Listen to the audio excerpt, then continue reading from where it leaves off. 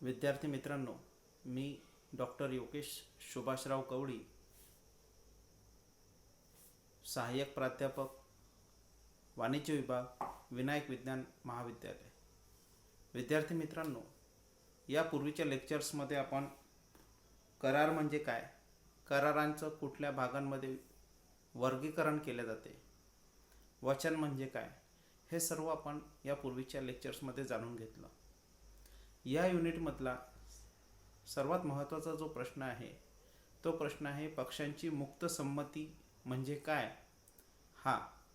आज आपण या प्रश्नावर सविस्तर चर्चा करणार आहोत. तर पाहूयात विद्यार्थी मित्रांनो, पक्षांची मुक्त संमती म्हणजे काय. तर पक्षांची मुक्त संमती जाणून घेण्या अगोदर आपण संमती म्हणजे काय हे जाणून घेऊया. अनुच्छेद क्रमांक 11 नुसार ज्यावेळी 2 अथवा त्यापेक्षा अधिक व्यक्ती एकाच विषयाबाबत एकाच अर्थाने सहमत होतात त्यावेळी त्यांची आपापसात संमती आहे असे म्हटले जाते किंवा असे समजतात.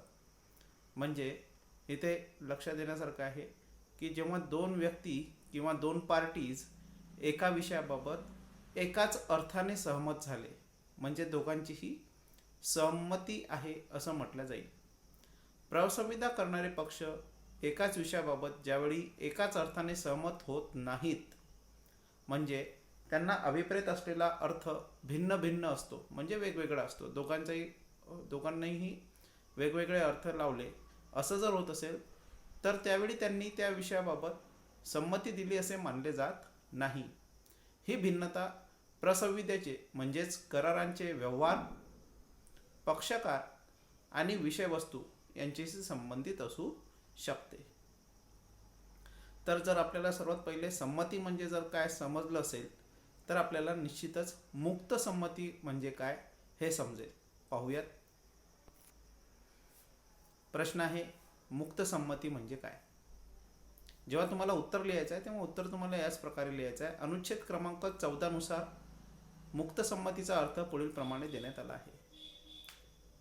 ज्यावेळी संमती बलप्रवर्तन म्हणजेच जबरदस्ती किंवा उत्पीडन,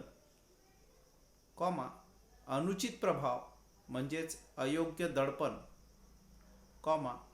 धोका अथवा कपट म्हणजे फ्रॉड, अन्यथा कथन म्हणजेच मिथ्या वर्तन म्हणजेच मिसरिप्रेझेंटेशन म्हणजे काहीतरी वेगळं आहे असं भासवणे, आणि त्रुटी म्हणजे मिस्टेक यापैकी कोणत्याही कारणांचा परिणाम होऊन दिलेली नसते त्यावेळी अशी संमती मुक्त संमती ठरते.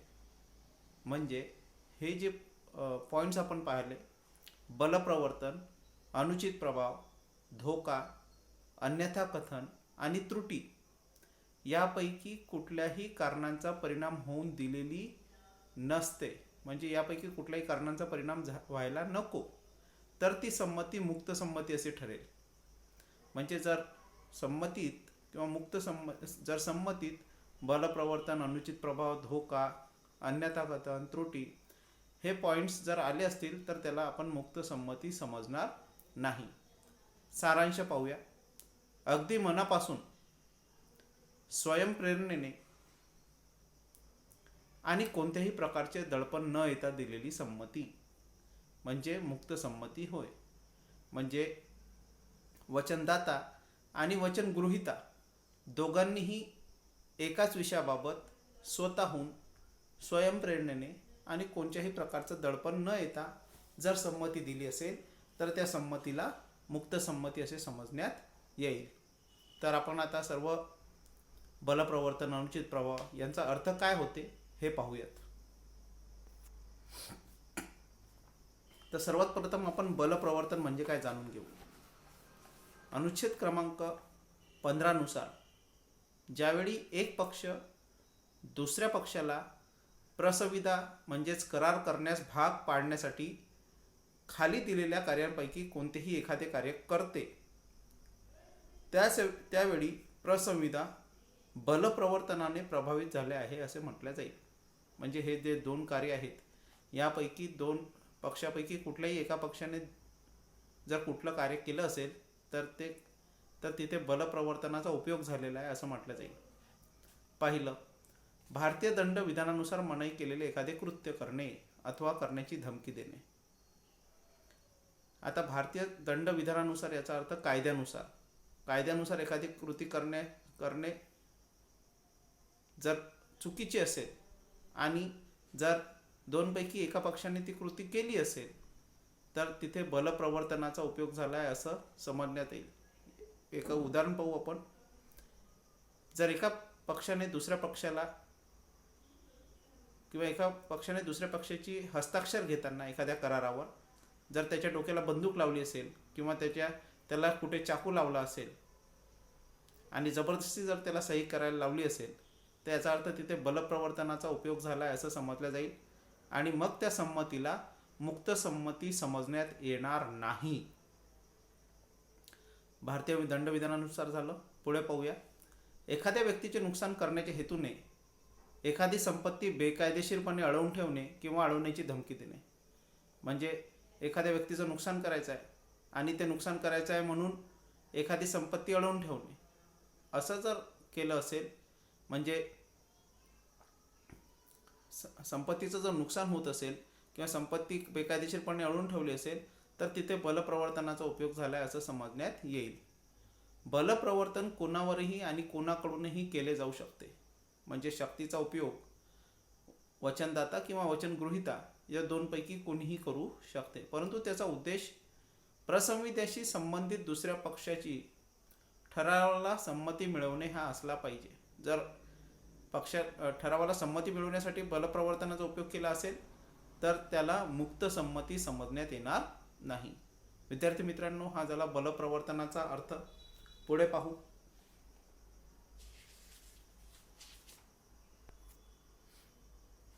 बलप्रवर्तनात शरीराला इजा करणे किंवा इजा करण्याची धमकी देणे किंवा मानसिक यातना अथवा भीती दाखवणे या सर्व गोष्टींचा समावेश होतो.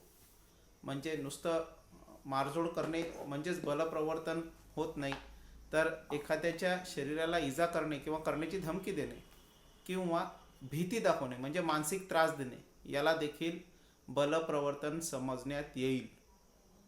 पाहूया. उत्पीडन अथवा बलप्रवर्तनाचा परिणाम.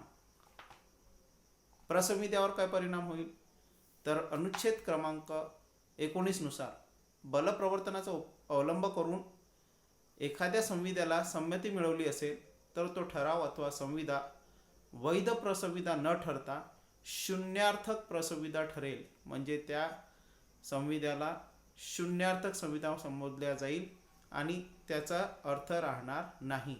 आणि ज्या व्यक्तीकडून जबरदस्तीने संमती घेण्यात आली आहे त्या व्यक्तीला तो प्रसंविधा त्यागण्याचा अधिकार राहील. म्हणजे तो त्या करारापासून दूर राहू शकतो. पाहूयात पुढे. जसं आपण आता बलप्रवर्तन पाहिलं, जर बलप्रवर्तनाचा उपयोग करून संमती देण्यात आली असेल तर ती संमती मुक्त संमती समजण्यात येणार नाही. त्याच प्रकारे आहे अनुचित प्रभाव. याला इंग्रजीत अनड्यू इन्फ्लुएन्स असं म्हटलं जाते. अनुच्छेद क्रमांक 16 नुसार ज्यावेळी दोन पक्षातील संबंध असे असतील की एक पक्ष दुसऱ्या पक्षाच्या इच्छेवर दडपण आणू शकतो आणि आपल्या स्थितीचा उपयोग तो दुसऱ्या पक्षाकडून अनुचित लाभ प्राप्त करण्याकरता करतो, त्यावेळी त्या दोन पक्षात होणारा प्रसंविधा अनुचित प्रभावाने प्रेरित होऊन झालेला आहे असे समजतात. म्हणजे एक पक्ष दुसऱ्या पक्षावर दडपण आणण्याच्या स्थितीत असतो आणि तो खरोखर जर त्याच्यावर दडपण आणत असेल तर तो करार अनुचित प्रभावाने प्रभावित आहे असं समजलं जाईल आणि त्या संमतीला मुक्त संमती समजण्यात येणार नाही. वरील व्याख्येवरून अनुचित प्रभाव सिद्ध करण्यासाठी पुढील दोन गोष्टींची आवश्यकता असते हे स्पष्ट होते. प्रसंविधा करणाऱ्या पक्षांचे आपापसातील संबंध असे असले पाहिजेत की जेणेकरून एक पक्ष दुसऱ्या पक्षाच्या इच्छेवर आपला प्रभाव टाकू शकेल. म्हणजे एका पक्ष अशा स्थितीत असला पाहिजे की तो दुसऱ्या पक्षाच्या इच्छेवर प्रभाव टाकू शकेल आणि दुसऱ्या पक्षाची इच्छा प्रभावित करण्याच्या स्थितीत असणाऱ्या पक्षाने अनुचित लाभ प्राप्त करण्याच्या इच्छेने आपल्या स्थितीचा किंवा पदाचा उपयोग केला असला पाहिजे. वरील दोन्ही गोष्टींचं अस्तित्व जर एकाच वेळी असेल तर तो करार अनुचित प्रभावाने ग्रासलेला आहे असं समजल्या जाईल आणि त्या संमतीला मुक्त संमती समजण्यात येणार नाही. पाहूयात, दुसऱ्याच्या इच्छेवर प्रभाव टाकता येईल असे संबंध कुठकुठले आहेत मग. तर पहा, जेथे पक्षांचे संबंध असे असतात की त्यांच्यापैकी एकाचा दुसऱ्यावर आपले वर्चस्व स्थापन करणे इतपत अधिकार असतो. उदाहरणार्थ पिता आणि पुत्र, धनको आणि ऋणको, गुरु आणि शिष्य. आता पिता आणि पुत्र हे कसे संबंध झाले? पिता आपल्या पुत्राच्या इच्छेवर दडपण आणू शकतो किंवा पुत्राची इच्छा वळवू शकतो, टर्न करू शकतो. धनको ऋणकोला करू शकतो, गुरु शिष्यावर करू शकतो. किंवा जेथे पक्षातील संबंध विश्वासाश्रित असतील, उदाहरणार्थ वकील आणि पक्षकार. आता वकील आणि पक्षकार हे कसे संबंध आहे? विश्वासाश्रित, म्हणजे एका पक्षाचा दुसऱ्या पक्षावर पूर्णपणे विश्वास आहे. मग जर वकिलाने सांगितलं तर पक्षकार आपली इच्छा बदलवू शकतो आणि असं जर झालं असेल तर तो करार मुक्त संमती युक्त करार ठरणार नाही. तो करार अनुचित प्रभावाने ग्रासलेला करार ठरेल. पुढे पाहूया, जेथे एक व्यक्ती अशा एखाद्या व्यक्तीची प्रसविता करते जिची मानसिक स्थिती म्हातारपण, मेंदूचा किंवा शारीरिक विकार, आजारपण इत्यादींमुळे ठीक नाही. उदाहरणार्थ डॉक्टर आणि रोगी. आता डॉक्टर रोग्याच्या इच्छेवर परिणाम करू शकतो, पाळू शकतो, तर तिथे अनुचित प्रभाव सिद्ध करण्यासाठी अनुचित लाभ प्राप्त करण्यात आला आहे हे सिद्ध करावे लागेल. जर असं झालं असेल तर ती संमती मुक्त संमती ठरणार नाही.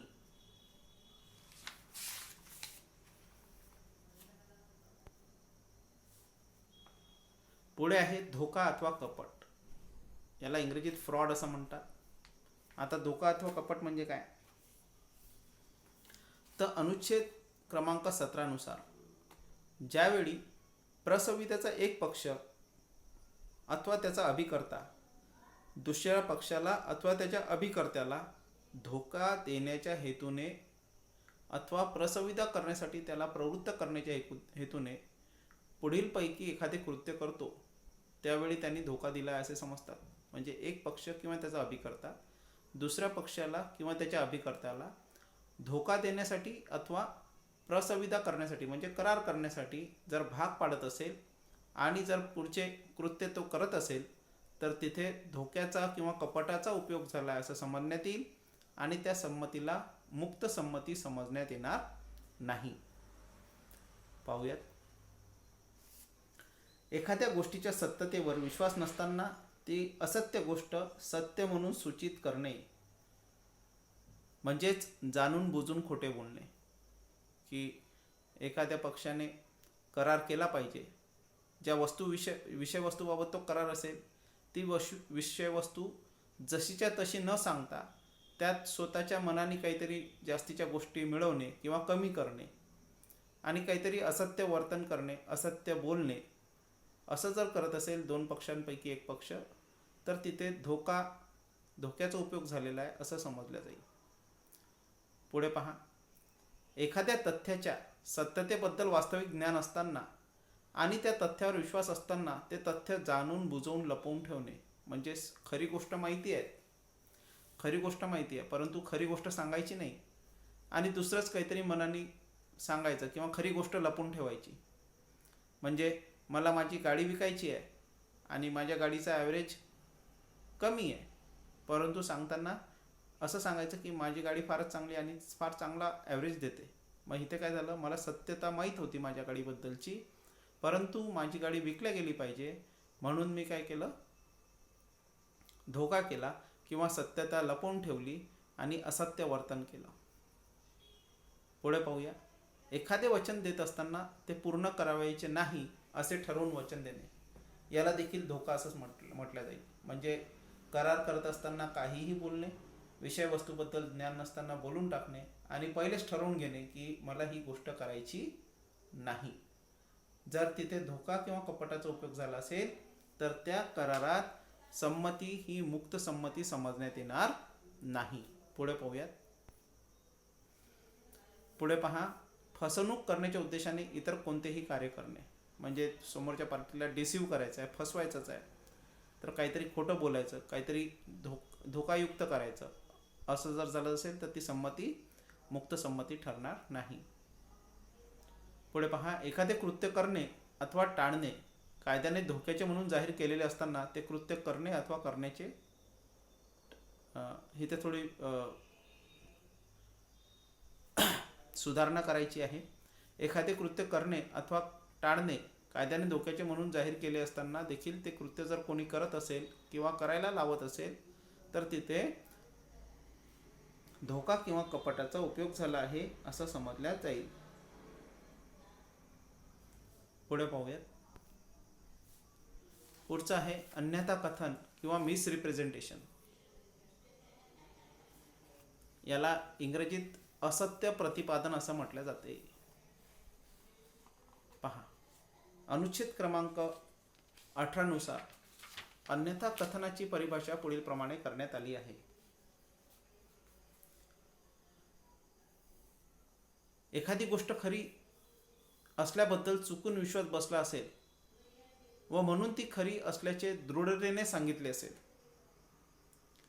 फसवण्याचा उद्देश नसतानाही कर्तव्य पालनाचा भंग झाल्यामुळे एका पक्षाला किंवा त्याच्या वारसाला लाभ मिळत असेल आणि दुसऱ्या पक्षाला नुकसान सहन करावे लागत असेल, अजाणतेपणे एक पक्ष संविधानातील विषयवस्तूबाबत चूक करत असेल तर अशा प्रकारचे कृत्य अन्यथा कथन ठरते. याला मिसरिप्रेझेंटेशन असं म्हणतात.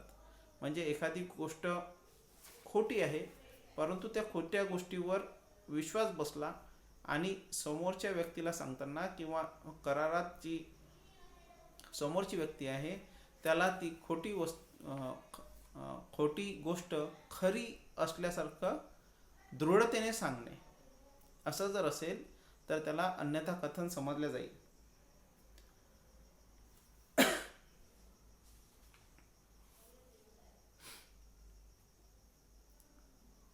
अन्यथा कथनाचा संबंध एखाद्या निश्चित गोष्टीशी असला पाहिजे. पहा, अन्यथा कथन कधी ठरते तर अन्यथा कथनाचा संबंध एका निश्चित गोष्टीशी असला पाहिजे. अन्यथा कथनाचा उद्देश एखाद्या पक्षाला प्रसंविधासाठी उद्युक्त करणे असा असला पाहिजे. म्हणजे एखाद्या पक्षाने हा करार करावा त्याच्यासाठी त्याला उद्युक्त करणे. जर असं कोणी करत असेल तर त्याला असत्य प्रतिपादन किंवा अन्यथा कथन समजण्यात येईल. पुढे पाहूया. धोका देण्याच्या उद्देशाने अन्यथा कथन केलेले नसावे. म्हणजे कोणाला फसवायचं आहे म्हणून अन्यथा कथन किंवा मिसरिप्रेझेंटेशन केलेलं नसावं. दुसरा पक्षकार अन्यथा कथनामुळे काम करण्याकरता उद्युक्त झाला पाहिजे. आणि पुढे आहे, अन्यथा कथन केवळ एक सल्ला नसून ते संविधानाच्या विषयवस्तूशी संबंधित असले पाहिजे. दुसरा पक्षकार अन्यथा कथनामुळे काम करण्याकरता उद्युक्त झाला पाहिजे. याचं एक उदाहरण पाहू.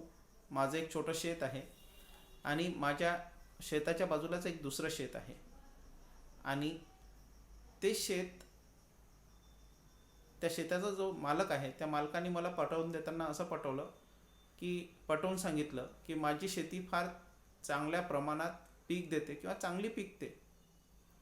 आता जो तिसरा पक्ष आहे त्या तिसऱ्या पक्षाने ही शेती विकत घ्यावी अशी माझी इच्छा आहे आणि ती शेती विकत घ्यावी याच्यासाठी मी त्या व्यक्तीला त्या शेतीबद्दल अन्यथा कथन करतो. म्हणजे असत्य प्रतिपादन करतो की ही शेती फार चांगली आहे, 12ही महिने पाणी चांगलं उपलब्ध असते किंवा ही शेतीतून पीक चांगलं निर्माण होते.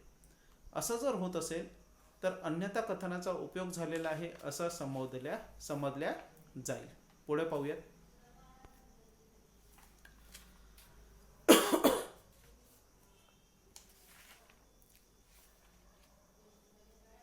पुढचा पॉईंट आणि शेवटचा पॉईंट आहे त्रुटी किंवा चूक.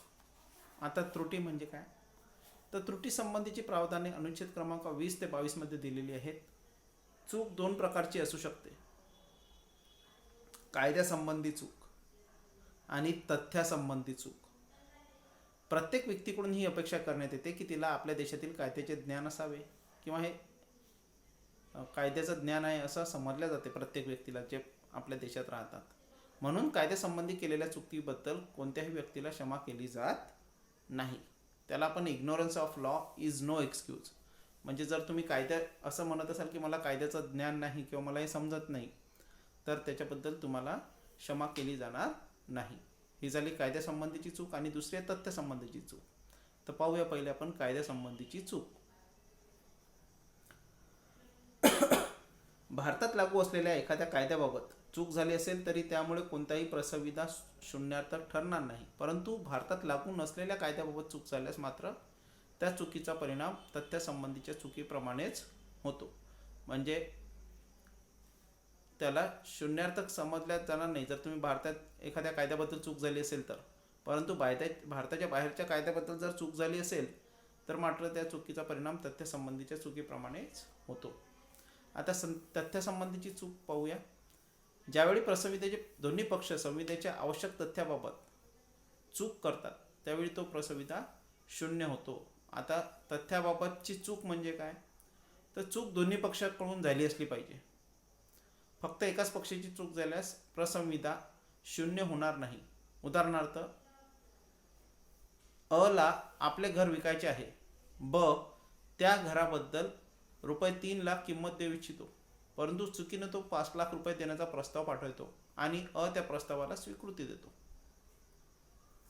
म्हणजे अ ला घर विकायचं आहे, ब ला ते घर विकत घ्यायचं आहे आणि ब नी जेव्हा त्याला प्रस्ताव पाठवला तेव्हा ते 3च्या ऐवजी तो ₹5,00,000 द्यायला तयार झाला.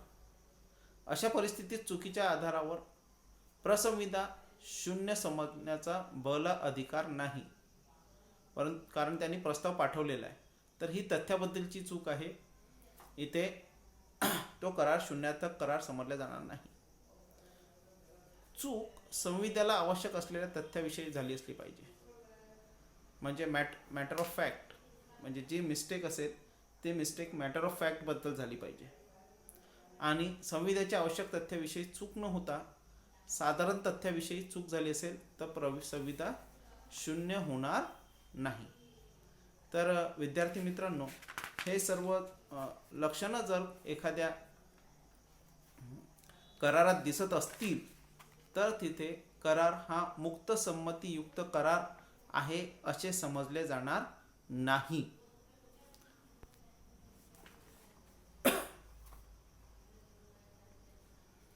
तर हे मुक्त संमती म्हणजे काय हा याचा अर्थ होता. आणि मुक्त संमती हा एक महत्त्वाचा प्रश्न म्हणून आपल्या परीक्षेत बऱ्याच वेळा विचारला गेलेला आहे.